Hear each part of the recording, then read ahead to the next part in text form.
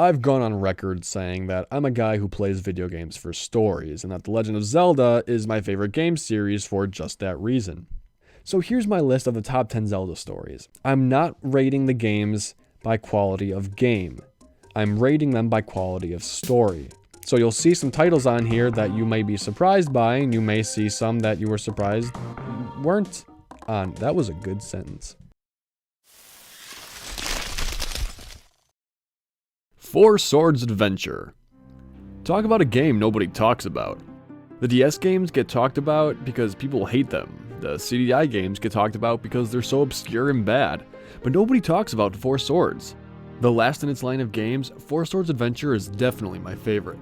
The story in the game is really just to type the story of the Four Sword, and it's rather simply done. The biggest reason this game is on my list at all is because of how it all begins. When Shadow Link taunts Link into pulling out the sword, it's almost a humanizing moment for Link. He becomes blinded by anger and doesn't think before he acts, something I can relate to. Then when he realizes what he's done, he rolls up his sleeves, all 8 of them, and gets to work fixing it. Plus, finally putting an end to Vadi's magic is something that I was satisfied doing. Ganondorf can break out, but a simple wind mage, he's gone. With the wind.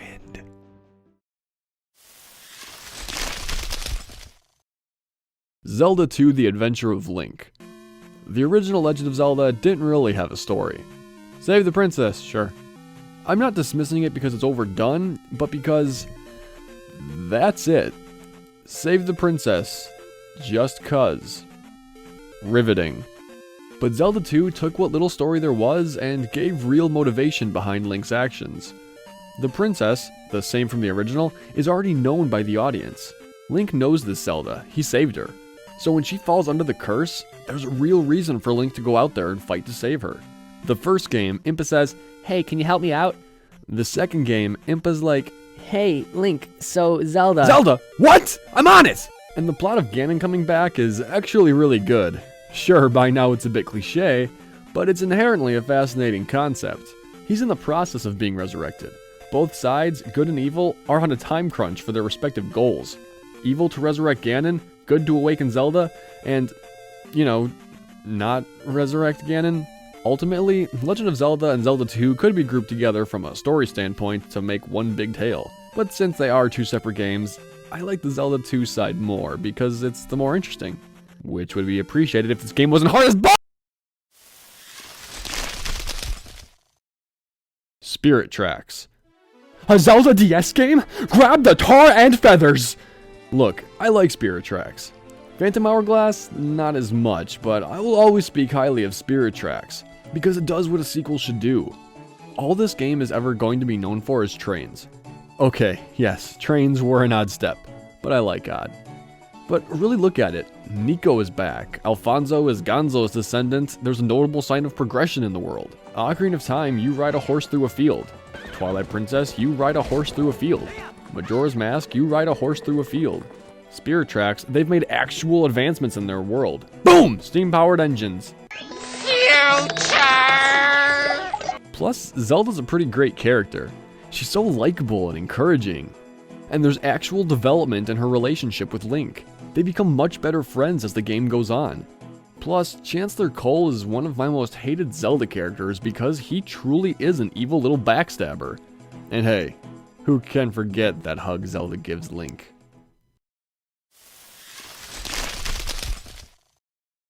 Link's Awakening. Link's Awakening is a game that really isn't relevant to the Zelda timeline. It literally could have gone anywhere except for the very beginning.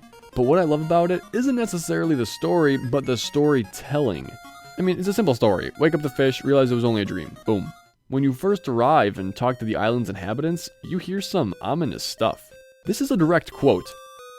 "Dude, you're asking me when we started to live on this island? What do you mean by when? Whoa, the concept just makes my head hurt." Think about that.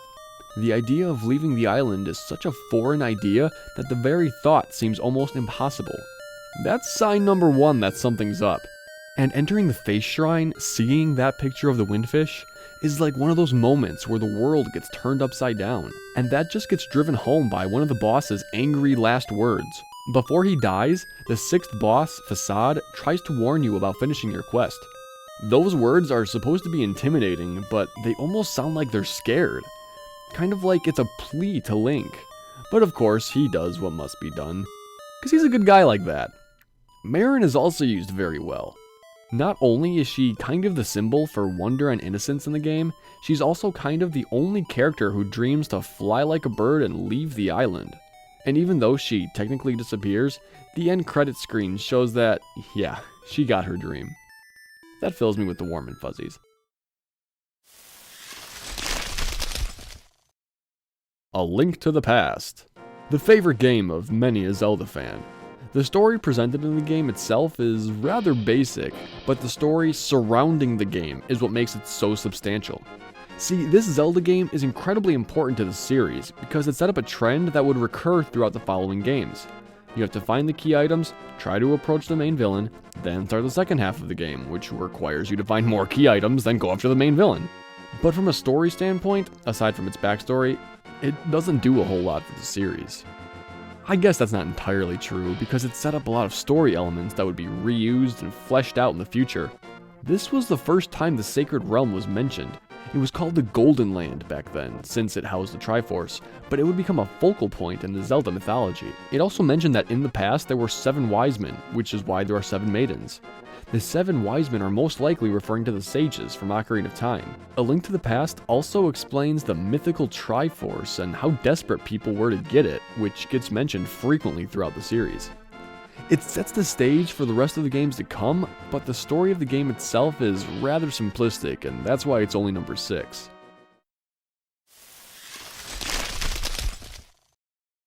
Ocarina of Time. Synonymous with the title, one of the greatest games of all time, this game is incredibly well known with gamers and non-gamers alike. Now, I know that as time has gone on, people have fallen out of love with Ocarina because of how overly hyped it is, but there can't be any question as to why it's on this list. The story of Ocarina of Time is why there's a split in the Zelda timeline, or multiverse, or whatever. It also brings a lot to the Zelda lore. It introduces the Goron, Kokiri, Gerudo, and Sheikah. And Zoras were reintroduced as a peaceful race. Initially, this seemed like a retcon, but was later explained in the Oracle series that there were 2 Zora races, Sea and River Zoras. Now, I know there are a lot of videos on the timeline, so I'll do a quick job of explaining it.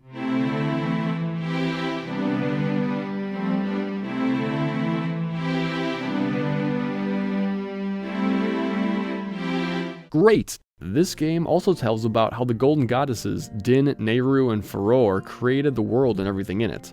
They then ascended back to the Sacred Realm, and the point of their return is where the Triforce is. Word of the Triforce's location was what caused the Hyrulean Civil War, which happened 10 years before Ocarina started. The Civil War had everybody fighting each other to get the ultimate power. In the war, Link's mother got mortally hurt and took her baby to the Great Deku Tree, explaining why Link was in the forest and believed he was a Kokiri. The war subsided under the Hyrulean royal family and peace was brought back. But word of the Triforce stayed in the head of Ganondorf, prompting this game to happen. Since this is all well known, I just want to talk about one of the effects of the timeline that I personally enjoy. The child timeline is my favorite, if that's even a thing, because of how everything ties together. Link and Zelda get Ganondorf stopped, the world is safe, so Link leaves to find Navi, leading to Majora's Mask. While he's gone, they try to kill Ganondorf, but because he has the Triforce of Power, he can't die, so they just seal him in the Twilight Realm. Well, at some point the hero dies, I'll talk about that in a second, but as such, he never passes on what he knows. However, he comes back to a future hero and helps him, something else I'll talk about later. Regardless of your feelings towards the game, I hope nobody disagrees with its placement on this list of best Zelda stories. Majora's Mask. This game is the ultimate side quest. The quest itself isn't that important to the main timeline, but its existence is. It's pretty well known that Majora's Mask is considerably darker than other Zeldas, but the change is incredibly welcome and makes the game rather philosophical. As I said I would talk about the child timeline Link dying, a well-known theory on the internet is that the game Majora's Mask is a metaphor for death and grieving. There's a lot of logical reasoning behind it, and while I don't think that was Nintendo's intention, it's a very appealing coincidence. I figured I should talk about that, but say that this game's story is incredibly well put together, even without Kubler-Ross connecting everything. My absolute favorite part of this game is the Akana Valley. It's a wasteland. The only living people are a researcher and his daughter, but the undead run rampant. Not because the ghosts want to haunt everything, quite the opposite. The ghosts aren't at ease and ask Link to help them. After Skull Kid opened the stone tower, the spirits of the dead reanimated, from Garos to Gibdos to Stelphos. And the best example is Egos do Ikana, the undead king of Ikana, who asks for Link to help his subjects reach eternal slumber. Ikana also had a war decades before the events of Majora's Mask. The war between the Ikanans and the Garo, an invading ninja tribe. It was this war that made Ikana the ghostland that it is. I do enjoy the other areas, but Ikana is the strongest because almost everything you find out about is from your own exploration and piecing things together. Maybe I empathize too much, but the reason I like all the other areas as well is because I feel for the stories there. The falsely accused monkey and the Deku King's rash orders coming from the fear of his missing daughter, the Goron baby missing his dad, and the ghosts of Darmony feeling ashamed he couldn't save his people. Lulu missing her eggs, and Mikau's dying wish being that you rescue the eggs, something he couldn't do. And they all ask for help. They want nothing more than redemption and ask you to help. Finally, I'm intrigued by the mystery of the Happy Mask Salesman and the Lunar Children. The Happy Mask Salesman's opening line is one of my favorites in any video game. You've met with a terrible fate, haven't you? And not for Ben reasons. It can be used in many horror-themed settings. And the Lunar Children, who look a lot like ol' HMS, have rather philosophical questions that could apply to the rest of the game. The biggest reason it's not even higher on this list is that it's just a side quest. No Hyrule lore, no Princess Zelda lore, just more of a where are they now for Link after Ocarina of Time.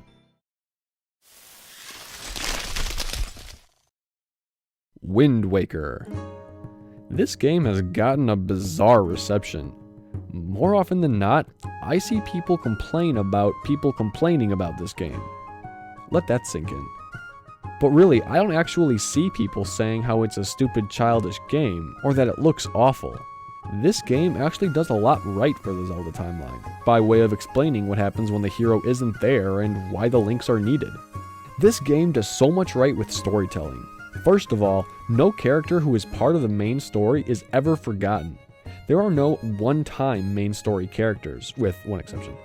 Obvious examples are Medley and Makar, who initially help Link get the pearls, but later come back as sages. But even people like your grandma come back. And Quill and Prince Komali when they save Tetra and Link from Ganondorf. The only character who never gets spoken of after introduction is Jaboon, but he goes into hiding, so that makes sense. Jumping into the storytelling ability, this game makes great use of cutscenes. The only problem I have is that the opening exposition cutscene is a bit long. But anytime Ganondorf is in a cutscene, the game becomes incredibly serious. Especially the scenes before Puppet Ganon and before they finally battle. When Ganondorf believes he's won, and then the king comes in and ruins everything that the evil king has done, it's so satisfying! And then you know Ganondorf is truly angry for the final battle. This is also the first time the sages are shown to have a purpose. I mean, they usually only help when you want to enter the final lair, but in here, it shows what the sages actually do behind the scenes. It's their prayers that give the Master Sword the ability to repel evil. That validates every other sage in the series right there. Whether or not the art style was good, I really don't think people who have played the game can argue that Wind Waker's story was bad.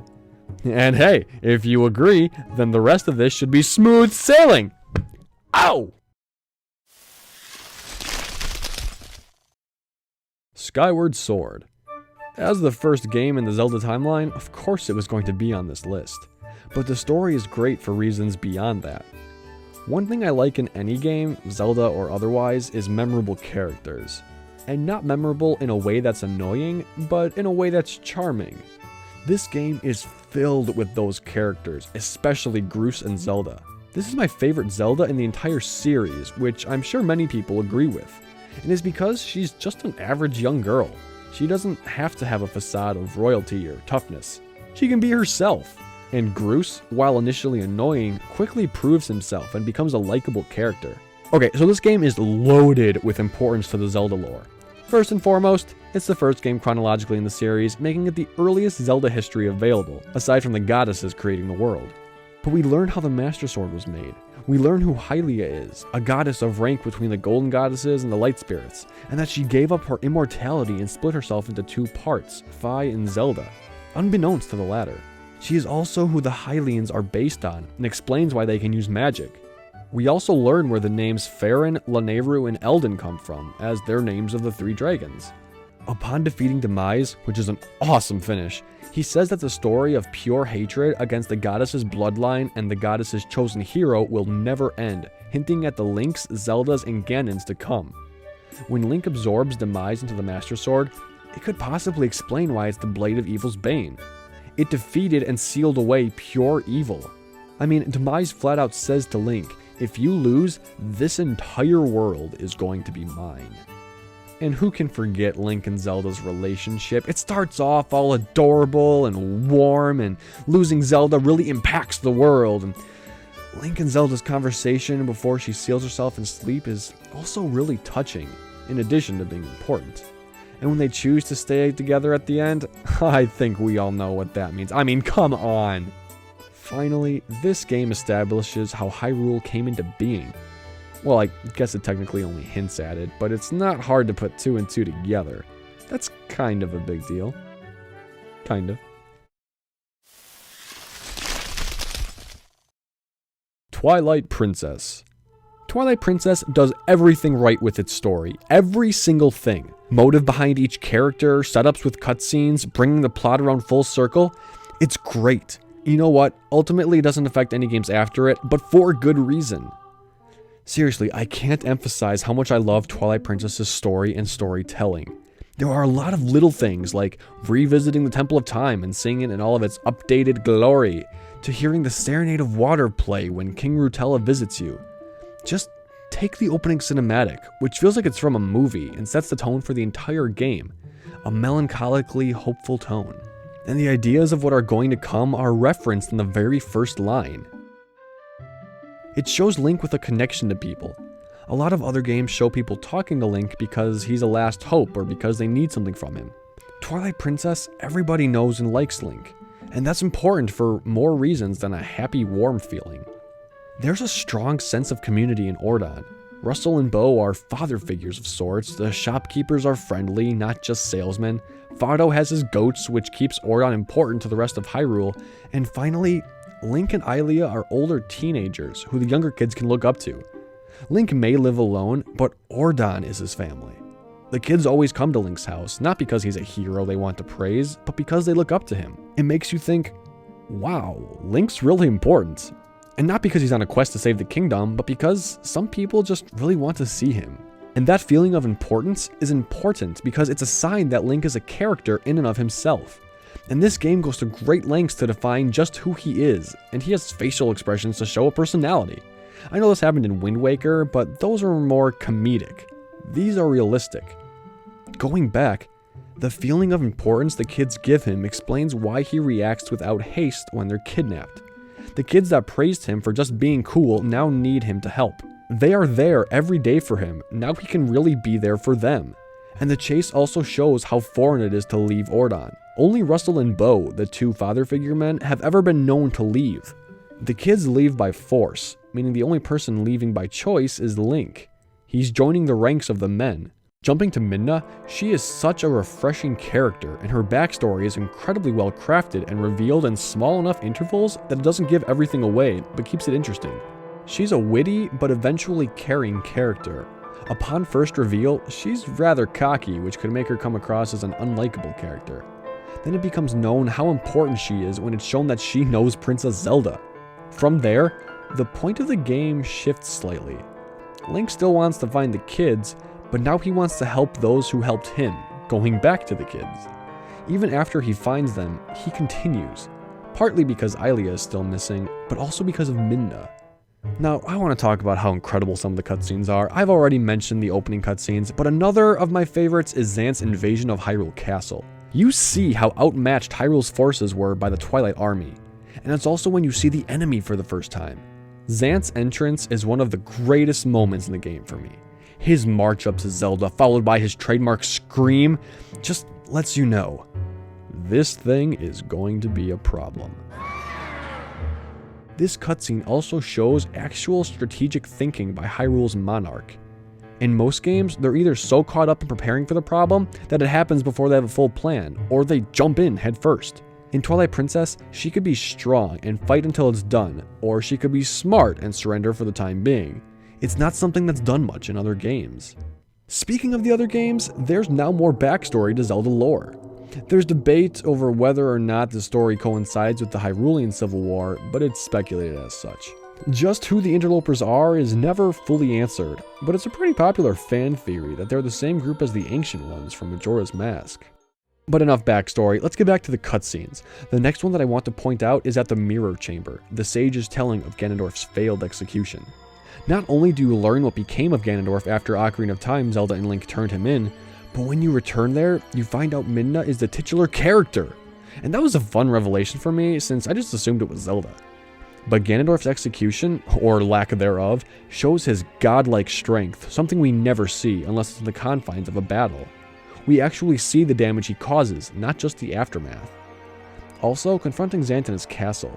Midna's fury is something we all feel at times. Finally, the ending of this game is the greatest in all of the Legend of Zelda series, and easily one of my favorite video game endings of all time.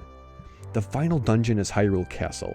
Not Ganon's tower, Hyrule Castle. This adds a sense of wariness and familiarity when you're on the home stretch.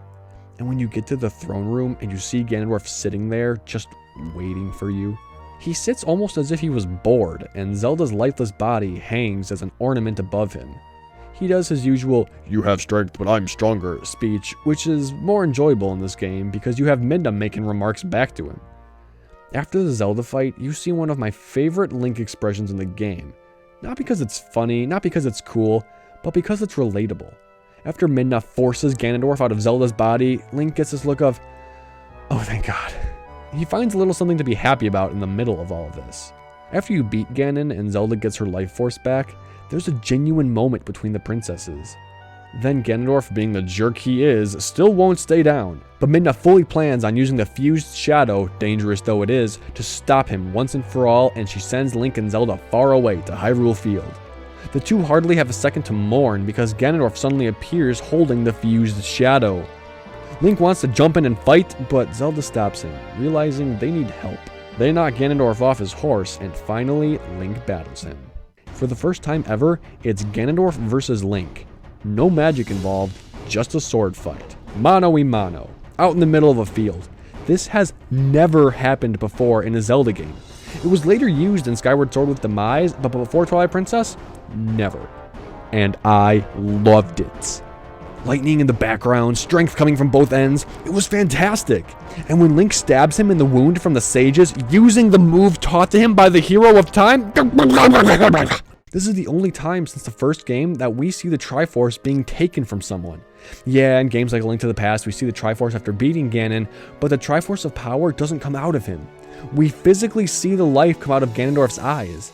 Rather dark, but still satisfying. And the fact that he dies standing shows you, evil though he may have been, he was truly the most fitting for the Triforce of power in his life. Then things get serious. Midna is shown to not only be alive, but back in her true form as the Princess of Twilight. She still has her sense of humor though, and that's something I was happy to see. Unfortunately, she knows the worlds shouldn't be connected, so she begrudgingly destroys the mirror in a very heartfelt moment. And it seems like she's got the hots for Link, but Twilight Princess's story is a true masterpiece. But the game gets a lot of crap thrown at it because of the wolf, and I admit, it's an odd convention, but it's not a gimmick. Link's transformation actually makes sense in the game. There is so much more to this game that I didn't talk about, but this video is already too long, so... Okay, thanks for watching me talk. This was a bit of a long one. But hey, I had a lot I wanted to say, and you actually took the time to listen to it, so just know that I really appreciate you. And hey, if you want to, you can follow us on that social media stuff, and you can hit that subscribe button. I said that word wrong. And you can hit that subscribe button so you can see when our new videos come out. There are 2 other guys on here with me, so if you could check out some of their stuff, that would be great. Thanks for stopping by.